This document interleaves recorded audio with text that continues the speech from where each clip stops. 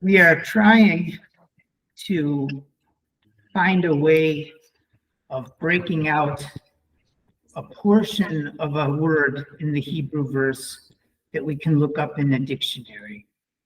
And our methodology for that process is to identify the letters at the beginning of the word that are functioning as grammatical prefixes, and likewise letters at the end of words that are functioning as grammatical suffixes. And in the case of verbs, we generally have prefix letters which tell us whether we're talking about I, you, he, she, they, us, and so forth. And these letters repeat consistently throughout the verb system. For example, the aleph stands for I. The tav stands for you. The yud stands for he. The nun stands for we. And we'll go through those prefixes on a fairly regular basis so that it becomes second nature to us. The other important element that serves as a prefix very, very often in the biblical verses is the vav with a patah under it. We call it a vav hahipuch because it transforms what might normally be a future tense to a past tense. So this vav combines with the aleph, the taf, the yud, and the nun to create a past tense. Va achbed, and I was heavy upon him. Vatachbed, and you were heavy upon it. Vayachbed, and he was heavy upon it. Vanachbed, and we were heavy upon it. Atayana, I, you, he, we.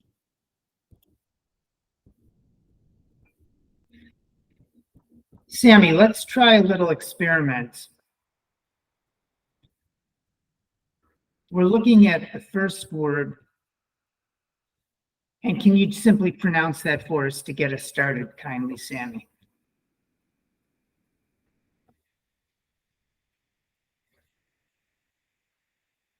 Maybe Sammy's not with us or temporarily. Have I left the meeting? I was on the mute. I'm sorry. Oh, okay.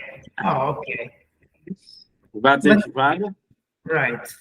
So, very nice. So we can look up in our table that the tav stands for you. And the T? And kavod or kabad means to be heavy. So if you're being heavy upon somebody, you're oppressing somebody. Let's say it means to oppress, and you oppress. Oh. Mm. So let's try and substitute in another letter. Let's say and he oppressed. So let's substitute the yud for the tav. So instead of vatichbad and you oppressed, we're going to say he oppressed. We're going to substitute in a yud. Do you want to try that? Vahidbad. Right. Vayichbad. Very good. Vahidbad. Let's try it once more. Vayichbad. Vayichbad. Right. And he oppressed. How about if we wanted to say and I oppressed? The aleph is what we use for I. Now you'll have to give it a try. How would you say and I oppressed? Now the second syllable, I don't know which one to use. If it is the T, let me try it. Ahichvad. Well, we always start with the va. So that stays the same. Va. Oh, va. Okay. Vai. Vai. Vad. Very nice. Va'ichbad. Okay. Ah, this is where I missed. I was going to remove the valve. Good, but you got it, and that's the idea. You begin to understand how substituting in these different letters, as the prefix of the word changes it from you oppressed to he oppressed to I oppressed. I see. Right. So using that same logic in reverse order, and let me welcome in somebody.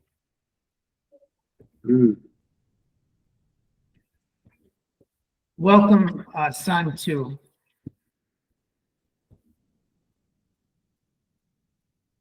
Nice to have you. How is your audio, Santu? Are you able to greet us?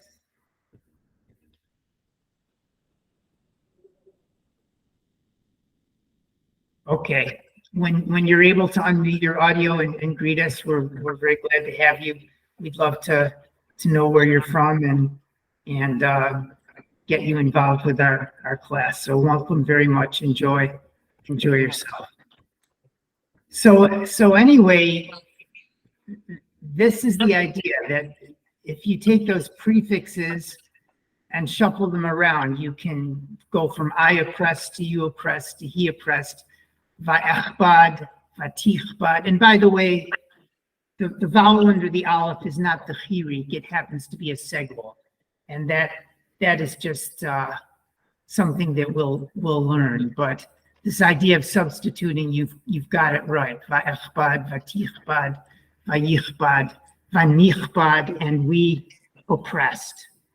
And so forth. Gideon, do you want to try hand at it?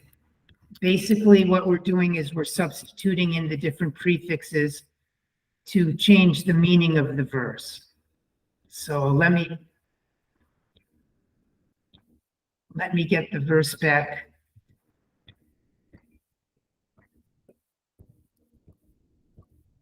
So Gideon, can you try it on this first word, vatichbad? Yes, vatichbad. And the translation would be?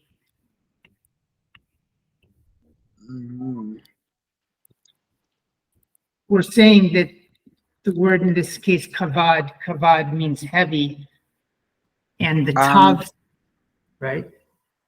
So, va, if I can remember, we know that va, it means and. Right. So it will be and the it tav was heavy. Right. Yeah. It could be it was heavy. That, as a matter of fact, that's probably closer to the correct, because it's referring to the Yad Hashem, the hand of God, and it was heavy. Yeah. And Yad is a feminine form, and the Tav not only stands for you, but the prefix Tav also stands for it in the feminine. So you're spot on. Well done. What if we wanted to say, ignoring now Yad Hashem, what if we wanted just to say, and I oppressed, or I was heavy? We have to substitute in the prefix that gives us the word I, and that's the aleph.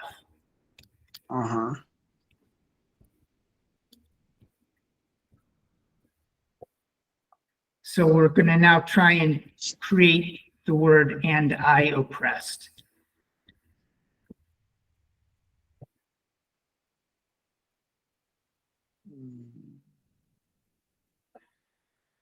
So the vav stays the same, that's our and, but instead of tich, you or it oppressed, we have to substitute in the prefix that gives us the word I, which is the aleph.